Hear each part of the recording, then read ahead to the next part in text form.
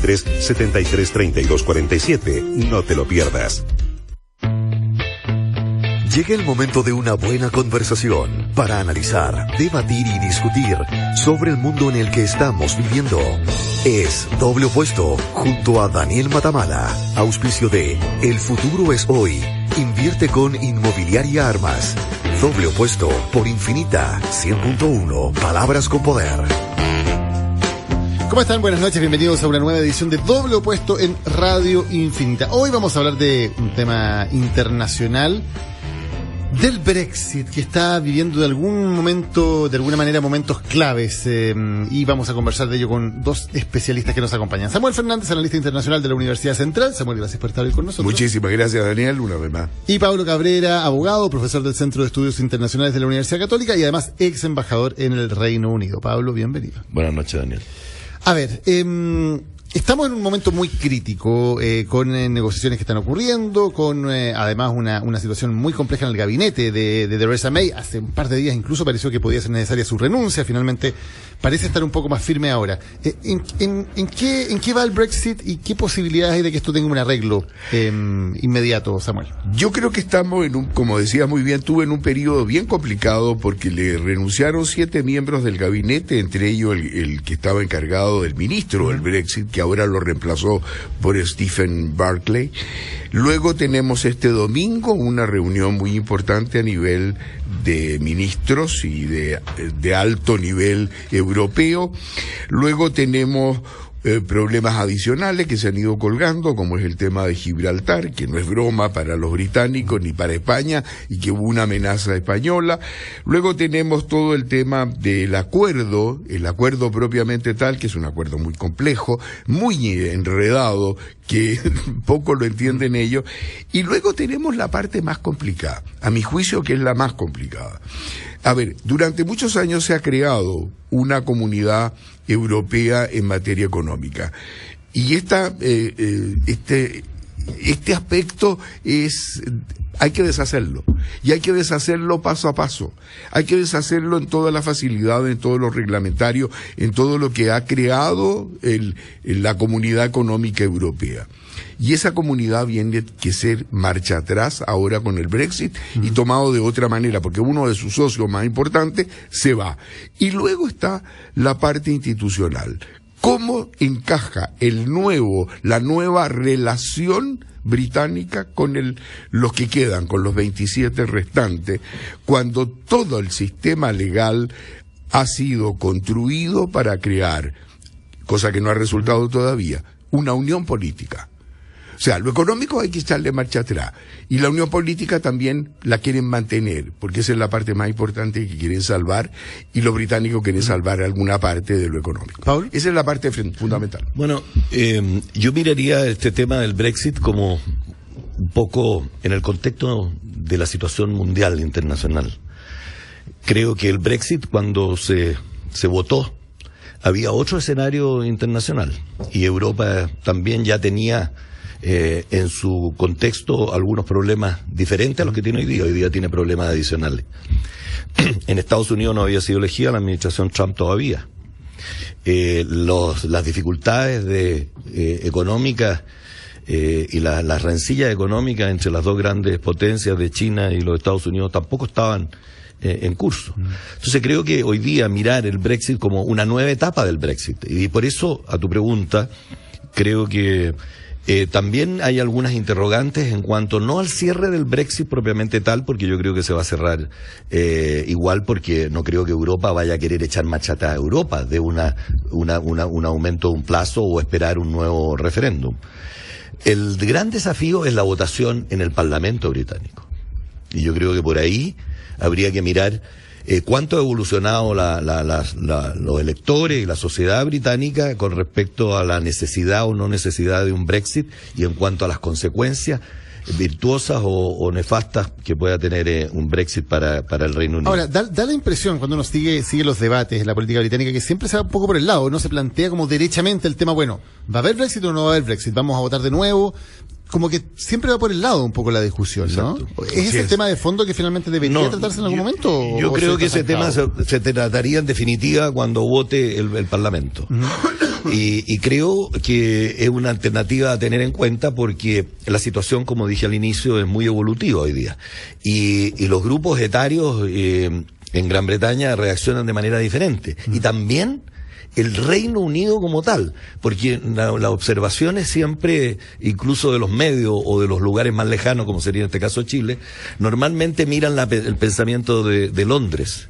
Londres, capital financiera, internacional, movimiento de personas, aeropuerto de los más grandes del mundo. Donde ganó la opción de mantenerse. La opción de mantenerse. Pero yo la semana pasada tomé desayuno con unos miembros del Parlamento multipinto del Reino Unido y conversamos sobre este tema y me marcó mucho el hecho de recordar cómo son tan diferentes las posiciones de las diferentes lugares del Reino Unido. No es lo mismo una posición que venga de Escocia, otra de Gales u otra de Irlanda, donde Irlanda sí que tiene una dimensión importante porque tiene que ver más bien ya con hechos físicos de la frontera. De la frontera. ¿Samuel?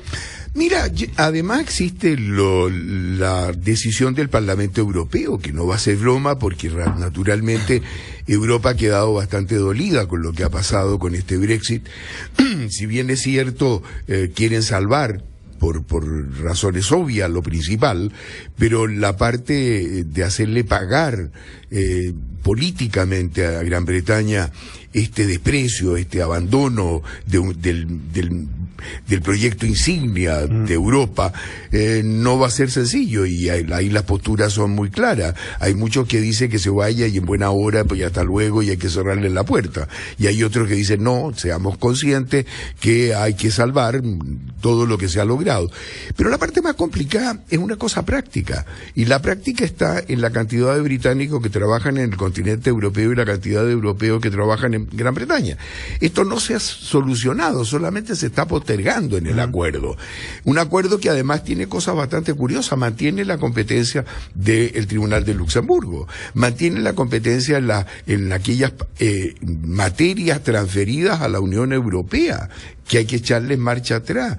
Mantiene todo aquello que vincula la libre circulación del área de libre comercio, que mantiene la libre circulación de bienes, de personas, de servicios, de factores productivos permanentemente. Entonces, hay un entramado creado entre Gran Bretaña y Europa que no es llegar y con una varita mágica a deshacer.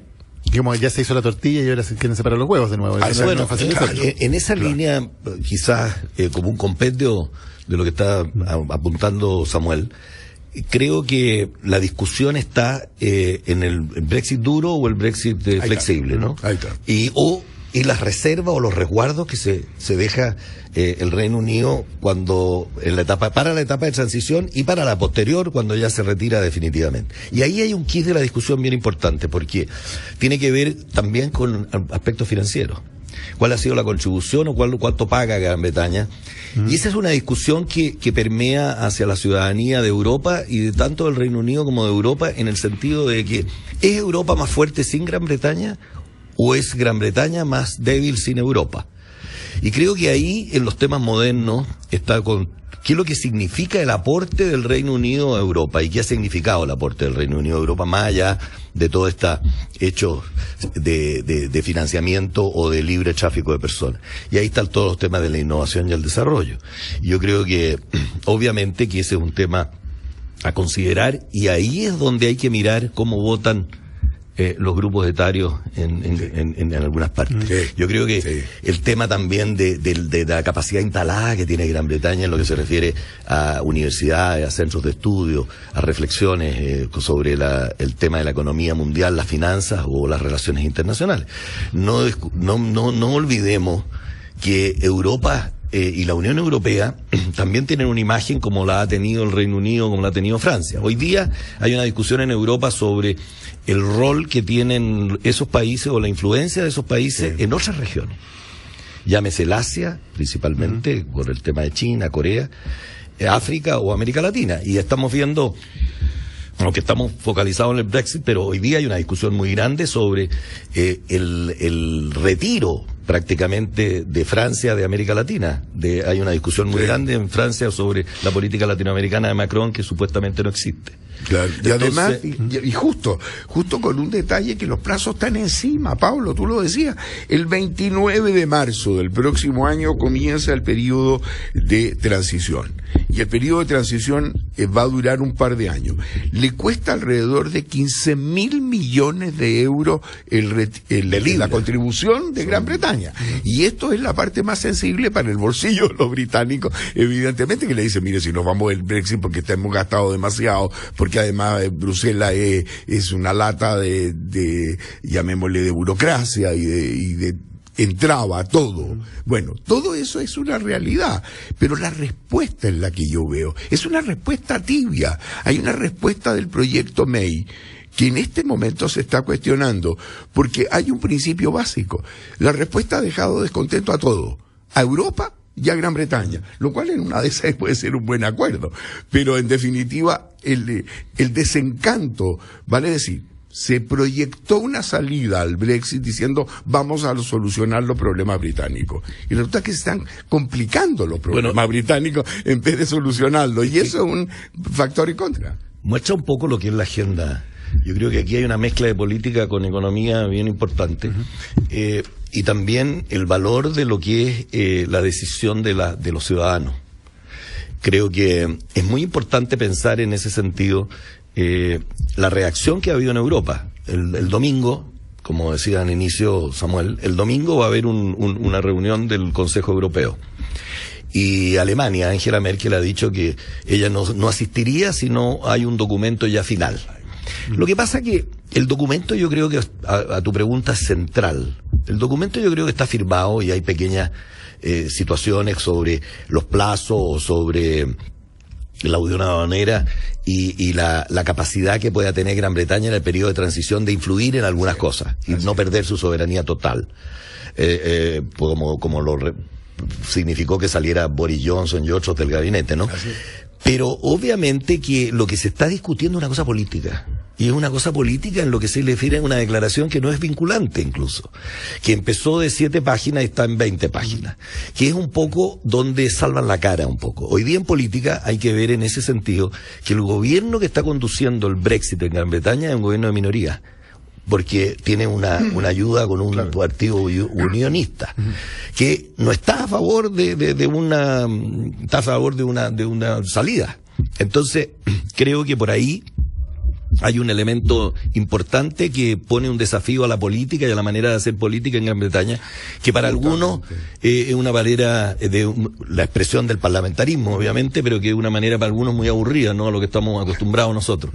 Pero creo yo que quienes hemos seguido la política británica, la Theresa May, como primer ministro, al principio se vio más débil y recibió un espaldarazo para poder llevar adelante esto. Pero no creo que eso sea, que lo tenga solucionado. Me imagino que las armas que usarán quienes se salieron del gabinete, también cuestionando su liderazgo. Estoy imaginando en Boris Johnson, el ex secretario de las Relaciones Exteriores. Pues, yo creo que ahí va a ser la discusión muy grande en la votación en el Parlamento británico. Sí. Yo creo que el domingo se va a cerrar esto. Sí. La declaración el domingo se cierra y luego el paso siguiente es ir a votar al Parlamento. Exactamente, y el tema está además en una inestabilidad que se le ha abierto a Theresa May, como decía Pablo, a veces está más estable, a veces está más inestable. Y aquí se está jugando bastante más, con un detalle adicional en el tema de Irlanda. Irlanda va a ser la única frontera real entre Gran Bretaña y la Unión Europea. No, eso no está claro todavía. No está claro. Entonces están prorrogando los problemas porque están hablando de una frontera que se va a actuar, pero que no se va a retrasar, dicen. No se va a poner obstáculo a la libre circulación, que es uno de los problemas. Tiempo de transición. Pero es importante. Con transición. Es importante lo de Irlanda, no solo de una perspectiva de la frontera y del flujo. Yo creo que también, para un análisis más aceptado, hay que tomar en cuenta qué es lo que es la República de Irlanda hoy día. O sea, lo que se conocía como la Irlanda del Sur, ¿no es cierto? Hoy día la República de Irlanda, en términos comparativos, es el país que más ha crecido en el mundo. Y en la Unión Europea también. Yo creo que tiene tasas de crecimiento y de productividad muy notables. Y creo que eso, obviamente, también al mundo de la Irlanda del Norte, más allá de los temas que los han separado, que sean de la religión u otros, o la soberanía, creo que esos son temas hoy día que se siente por la población y siente el bolsillo y las aspiraciones de la gente. Sí, claro. Y yo creo que eso en un reino que se llama Reino Unido, donde ha tenido también desafío por el lado de Escocia, creo obviamente que, y también de liderazgo en el mundo, yo creo que tampoco hay que perder de vista el rol que juega de cara a la Unión Europea el Reino Unido en su relación con los Estados Unidos. Y además, entonces, yo creo que eso es importante.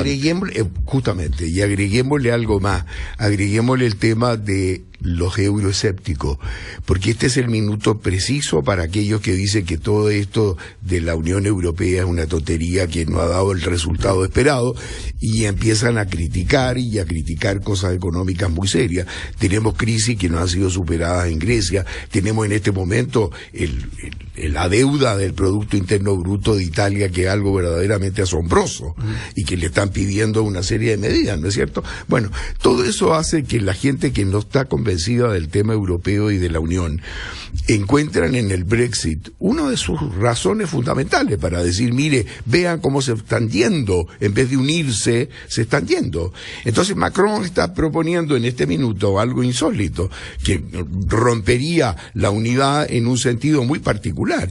Dice, basta de la regla de la unanimidad y del consenso. Aquí hay que ponderar el valor de los que votan para poder imponer sobre otros o excluirlos. Bueno, eso es esto es un tema serio, porque la Unión funciona sobre la base de absolutamente del consenso. Y si no hay consenso, ahí es donde aprovechó España para decir, yo voto en contra. Voto en contra por Gibraltar. Un elemento interesante que también cómo se está dando la discusión de hoy día y cómo se dio hace 2 años atrás. Empezó con los temas de defensa, terrorismo, tráfico de personas, y estamos centrados en la finanza y en cuánto se va a pagar y en la transición de la unión aduanera. Y eso demuestra que la agenda es muy volátil en lo que se refiere a las percepciones de la población. Y déjame por una deformación o formación profesional decir algo en ese sentido. Yo creo que hoy día un conflicto, entre comillas, conflicto como este, y sumado a otras situaciones que están viviendo en Europa, o algunas que tú insinúas, y otras que están viviendo en otras áreas, incluida América Latina y Chile en particular, creo que ha destacado de alguna manera a los ojos de la opinión pública, y si no lo ha destacado podemos hacérselo cada vez más evidente, el valor de la diplomacia. El valor de la diplomacia, como también los métodos de la diplomacia, los tradicionales, los consuetudinarios, en lo que se refiere a mediación, interpretación, solución de crisis, conflicto, prevención de conflictos. Así es. Creo que hoy día habría que valorarla. Yo creo que la diplomacia puede jugar un rol tremendamente importante. Estoy totalmente de acuerdo, todo este Pablo. Tipo de agenda internacional y el Brexit en particular. Estoy de acuerdo, sí, estoy de acuerdo por razones muy obvias. Los dos hemos dedicado más de 40 y tantos años a la diplomacia, por lo tanto creemos en ella. Y se ha venido a menos, se ha venido bastante a menos. Hoy en día la diplomacia de segundo orden es casi de organización y está superada por el contacto directo de los jefes de Estado, que tienen buenas o malas relaciones, y si acaso hemos visto un Trump que se molesta y se va de una reunión, o el otro que simplemente le manda un tuit y lo insulta. O sea, entendamos que hoy en día la diplomacia, si acaso el presidente de un país, Daniel, le manda un tuit insultando al presidente del país donde está acreditado un embajador, ¿qué hace ese embajador? Le va a decir, no, si no quiso decir eso, perdone, lo lamento mucho, era en un mal momento, se equivocó de las letras que tuiteó. No, echa a perder todo. Entonces, la diplomacia ha encontrado caminos paralelos, y los caminos paralelos no necesariamente son profesionales, sino que son demasiado políticos, demasiado confrontacionales y demasiado directos. Estamos en Doble Opuesto de Radio Infinita. Leen el diario sobre cómo prepararse para el futuro y ¿saben qué está haciendo la gente? Invirtiendo en proyectos inmobiliarios. Por eso